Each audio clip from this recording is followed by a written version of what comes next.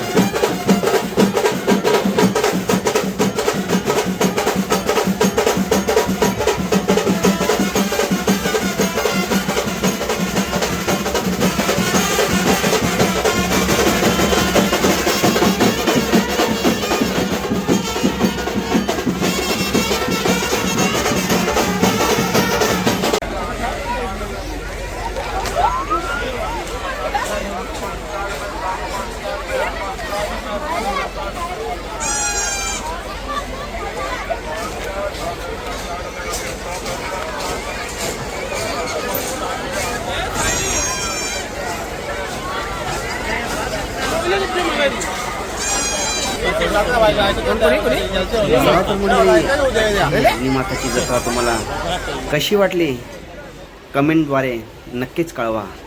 आणि आपल्या चॅनेलला अजूनपर्यंत कोणी सबस्क्राईब केलं नसेल तर सबस्क्राईब करायला विसरू नका. बोला अग्निमाता की जय. आणि नक्कीच पुढच्या वर्षी या अग्निमातेच्या जत्रेला तुम्ही या.